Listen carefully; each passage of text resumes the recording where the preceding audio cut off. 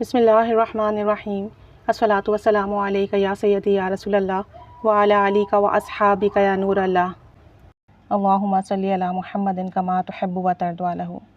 ایک بہن ہے، پہلے بھی اپنا ایکسپیرینس شیئر کر چکی ہیں، واٹس ایپ گروپ کی ممبر بھی ہیں الحمدللہ، درود شریف پڑھتی ہیں، درود ابراہیمی ورد کرتی ہیں،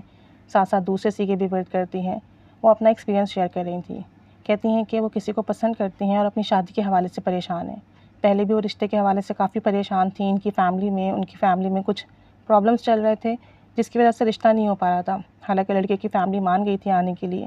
تو کہتی ہیں کہ میں بہت زیادہ پریشان تھی اور میں کافی دنوں سے نوٹس کر رہی تھی کہ مجھے کوئی اچھے خواب بھی نہیں آ رہے ہیں اور جو مجھے رہنمائی ملتی ہے، گائیڈنس ملتی ہے، وہ بھی نہیں مل رہی ہے۔ اس حوالے سے بھی کافی پریشان تھی اور بتاتی ہیں کہ درود شریف تو میں ورد کر رہی ہوں،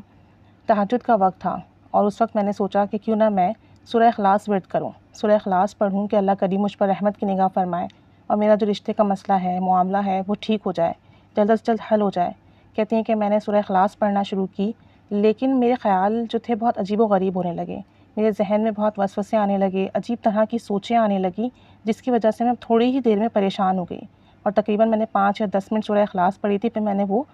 چھوڑ دی، وہ نہیں پڑھی مزید، اور میں نے سوچا کہ مجھے درود ابراہیمی پڑھنا چاہیے کہ درود ابراہیمی پڑھنے سے مسئلے حل ہوتے ہیں، تہجد کا وقت ہے، درود ابراہیمی پڑھوں گی، دعا کروں گی تو اللہ تعالیٰ نظر کرم فرمائے گا۔ تو کہتی ہیں کہ میں نے درود ابراہیمی پڑھا، کم و بیش 5 منٹ ہی پڑھا ہوگا کہ مجھے نیند آنے لگی تو میں لیٹ گئی، کہنے کہ میں آنکھیں بند کر کے لیٹی اور سونے لگی۔ تو وہ کہتی ہیں کہ میں نے دیکھا خانہ کعبہ ہے اور خانہ کعبہ کا دروازہ کھلا ہوا ہے اور میں خانہ کعبہ کے اندر جاتی ہوں۔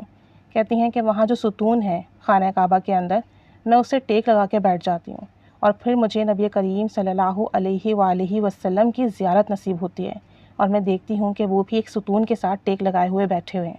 اور کہتی ہیں کہ میں آپ صلی اللہ علیہ وآلہ وسلم کو دیکھتی ہوں، آپ صلی اللہ علیہ وآلہ وسلم میری طرف نگاہ کرم کرتے ہیں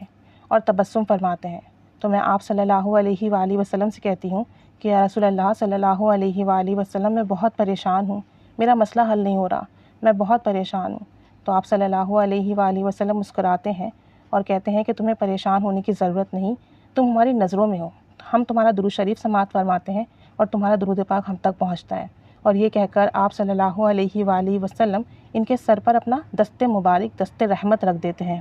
اور مزید آپ صلی اللہ علیہ وآلہ وسلم انہیں درود ابراہیمی پڑھنے کا کہتے ہیں۔ کہتی ہیں کہ پھر میری آنکھ کھل جاتی ہے۔ کہتی ہیں اس خواب کے بعد میرے دل میں ایسا اطمینان، ایسا سکون اترا کہ میں آپ کو بتا نہیں سکتی، اور جس لڑکے کو میں پسند کرتی ہوں اور جس کی فیملی کو آنا تھا میرے گھر اور جس کی وجہ سے میں پریشان تھی، میری فیملی راضی نہیں ہو رہی تھی، میرے ذہن سے تمام چیزیں نکل گئیں، اس لڑکے کا خیال ہی نکل گیا اور میرے دل کو ایسا سکون اور اطمینان محسوس ہوا کہ میں بتا نہیں سکتی۔ کہتی ہیں کہ میرے دل سے جو پسندیدگی کا معاملہ تھا، جو رشتے کی فکر تھی، جس کے لیے میں دیگر وظائف کر رہی تھی،